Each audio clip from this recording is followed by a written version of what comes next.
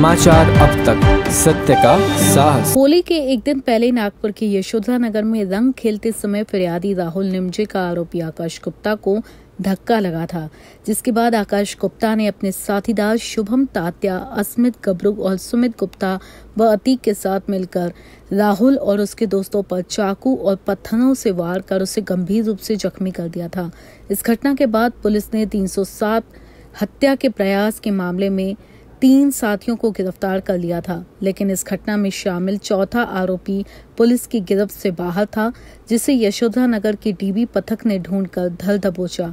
यह आरोपी अस्मित गबरू का भाई है, जिस पर पहले भी अन्य मामले दर्ज हैं। मार्च महिन्यामध्ये धुलिवंदनच्या दिवशी फिर्यादी राहुल निमजे आणि त्याचे मित्र धुलिवंदनच्या दिवशी रंग खेळत होते।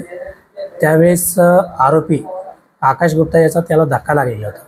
त्या कारणावरून आकाश गुप्ता याने त्याचे इतर साथीदार शुभम तात्या, अस्मित गबरू, सुमित गुप्ता आणि यांना बोलावून फिर्यादी यांच्यावर चाकूने, दगडाने हल्ला करून गंभीर जखमी केलेले होते। त्यावरून 307चा गुन्हा दाखल होता। यापूर्वी आतापर्यंत 3 आरोपी त्याच्यामध्ये अरेस्ट होते।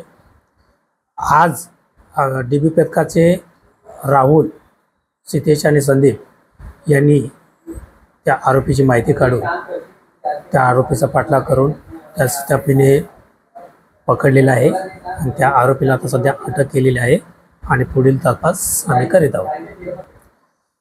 अस्मित उर्फ गबरू अनिल खोटे, वय 25 वर्ष, तो सध्या राहतो 5 पावलीमध्ये राहणार आहे आणि याच्याभोवती यापूर्वीचे गुन्हे सुद्धा दाखल आहेत।